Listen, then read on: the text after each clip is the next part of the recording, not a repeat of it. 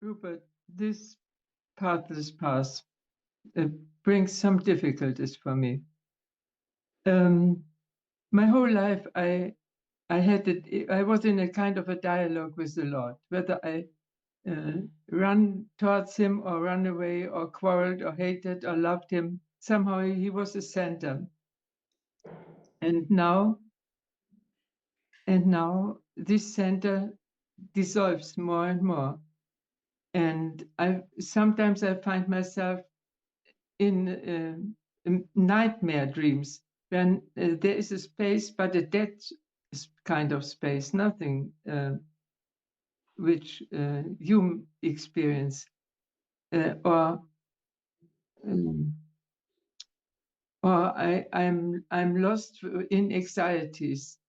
Last night I was in an iron box in the middle of the earth, no help, nothing, and that, in spite my knowing that I am that which exists without form and qualities. But when to be that, I can only experience that somehow if the heaven opens and grants me to experience this one truth. I cannot do it. In my form with the Lord in former times, He had some qualities, but this absolute truth, I cannot connect over some qualities. I do not know whether I make myself, whether I understand myself. So I'm looking for a way. Maybe, how do you still pray, or if you pray, what is your way to pray on this pathless path? By abiding as being.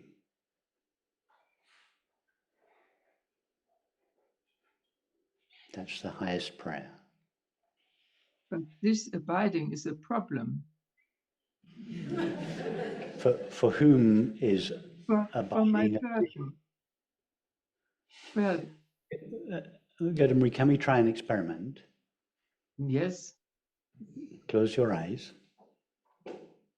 And would you agree that whatever your self is present now?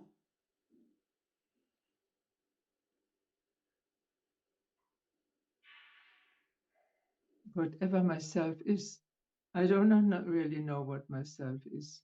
Okay, you may not know what it is, but whatever it is, whoever you are, would you agree that you are present now?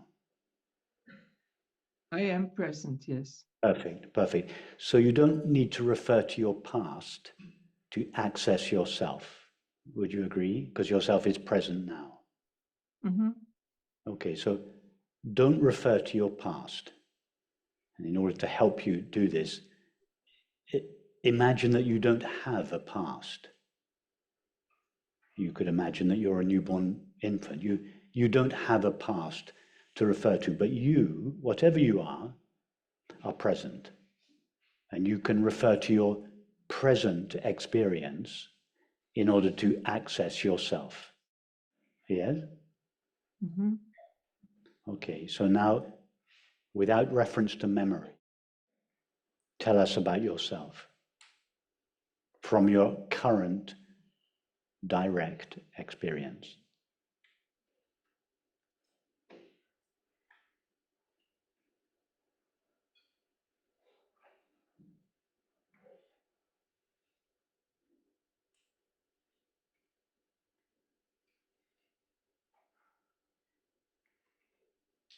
There are no qualities. Perfect. Tell us more.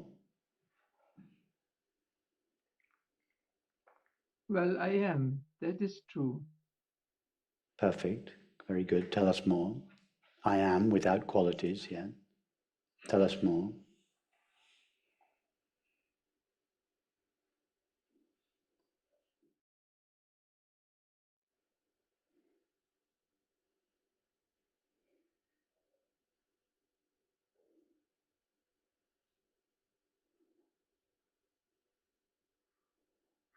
would you agree that the words I am refer to the experience of being or being present? Yes. So when you say I am without qualities, what you really mean is I am just being, and this being has no qualities. Is that right?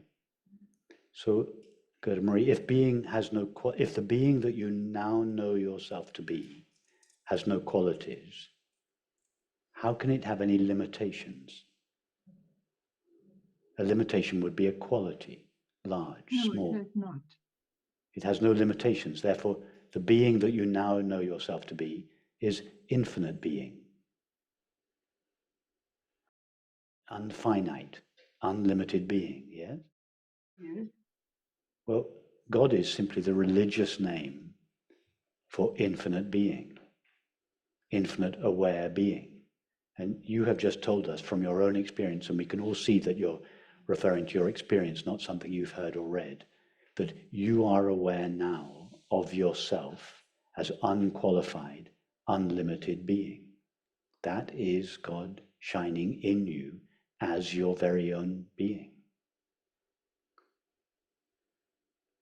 And you said you only had access to this experience when there was some, you can open your eyes now, good Marie, when you have some marvelous, exotic, God-given experience, but actually it's your simple, ordinary, intimate, familiar experience now. But there's some kind of a part of my difficulties just there.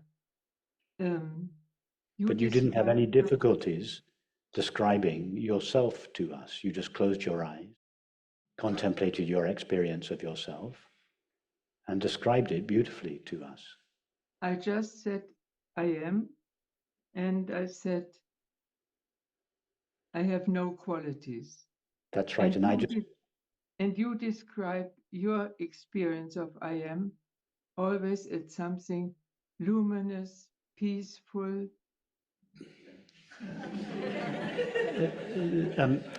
Gerda, you know that Sorry. I use the word luminous in a poetic sense. It's an analogy I borrowed from the sun. The sun is luminous in the sense that it illuminates the earth with a physical light. Our essential nature of consciousness or awareness, so to speak, illuminates experience, knows experience. It illuminates experience with a knowing light. And you are aware of your being. If you weren't aware of your being, you would not have been able to tell us about it as you did. Yes, but this awareness is so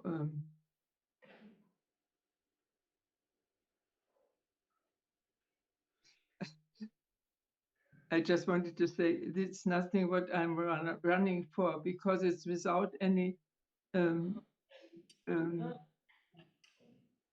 this being at home or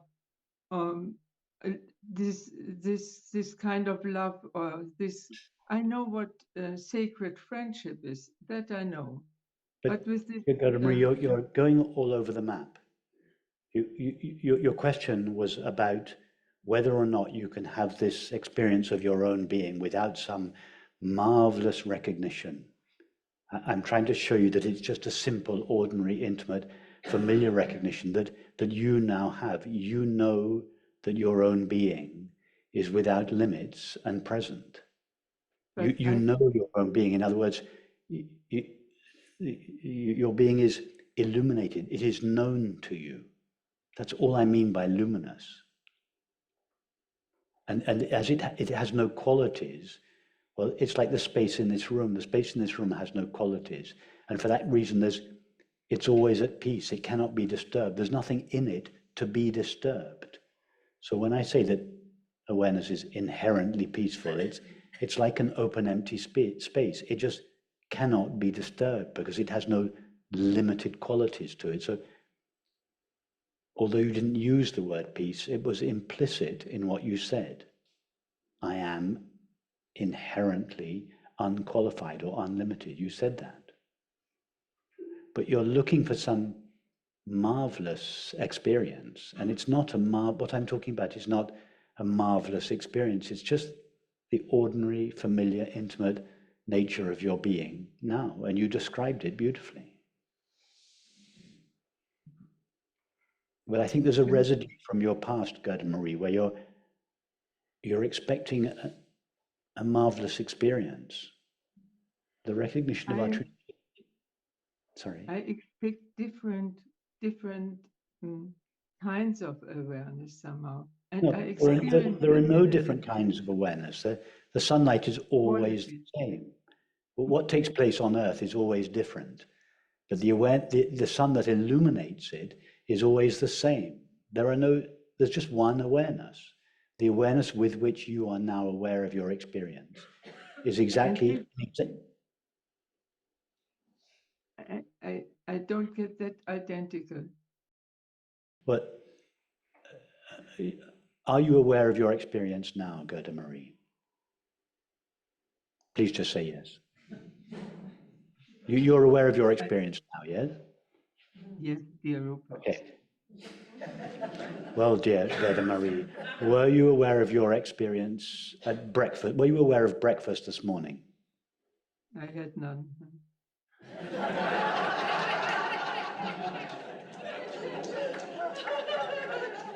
Gerda Marie, you're being unusually difficult today.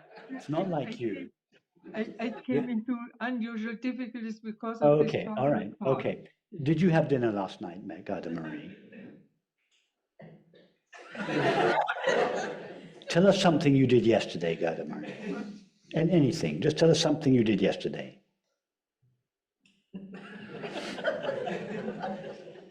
Okay, Gerda Marie, do you remember having dinner in Oxford with me a year ago? Oh yes, that I have. Ah, good, good.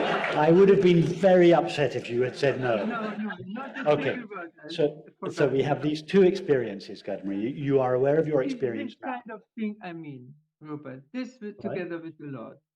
All right. This kind of memory.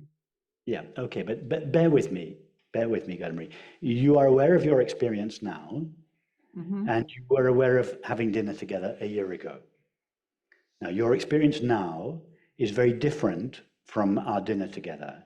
Yes. But what is the difference between the awareness that knows your current experience and the awareness that knew your experience a year ago when we had dinner?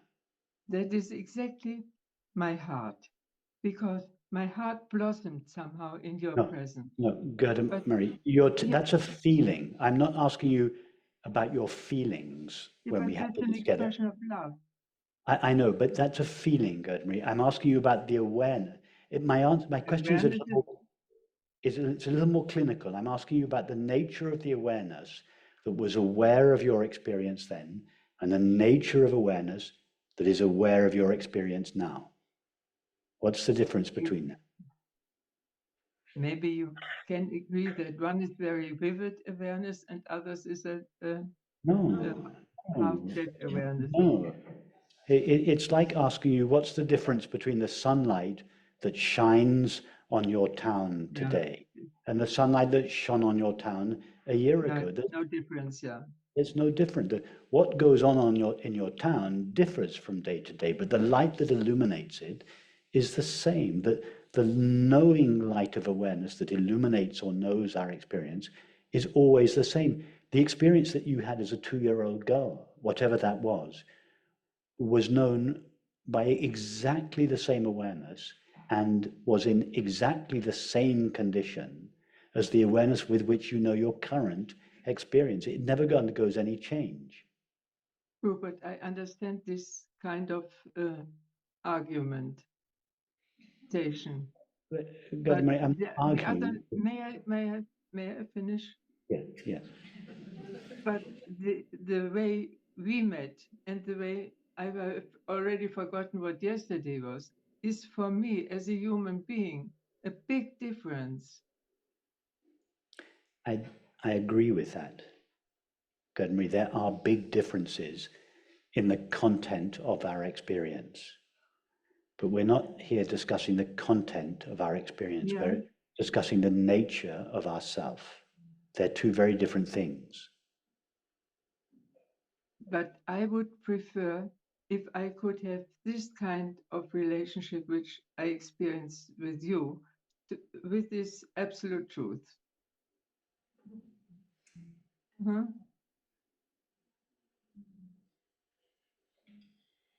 Well, but Gerda Marie, our friendship and your friendship with everyone in this community, all of our friendship, it has this beautiful, loving quality to it, precisely because it is founded on the absolute truth, namely the fact that we share our being. Mm-hmm. And you don't just share your being with me, you share your being with everyone. Yeah. And when I'm alone, You still share your being with everyone. Yes, but in contact with this with the absolute being in myself. There's something missing. There is this kind of quality. For being, there is never anything missing. There's never anything missing for the screen. There's only something missing for the characters in the movie. There may be something missing for your mind. There may be something missing for your feelings, but for yourself, the one who you truly are, this unlimited, unconditioned being that you spoke of, that there's nothing missing. So if you want this resolution,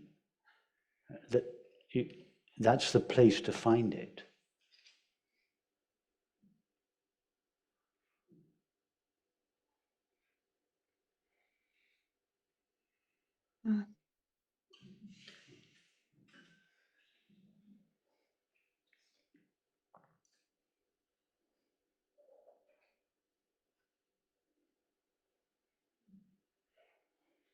Am I too much in my mind? Yes. Yeah. Yes. Yes. Just go down into your heart, into your being. It's peaceful there.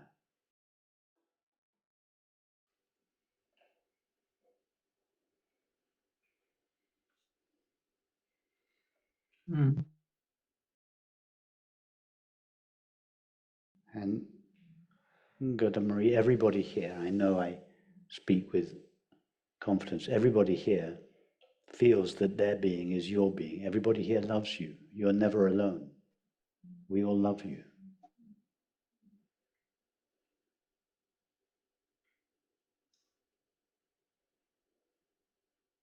I love them too, and you too. It's lovely to see you again, Gerda Marie. Thank you, everybody.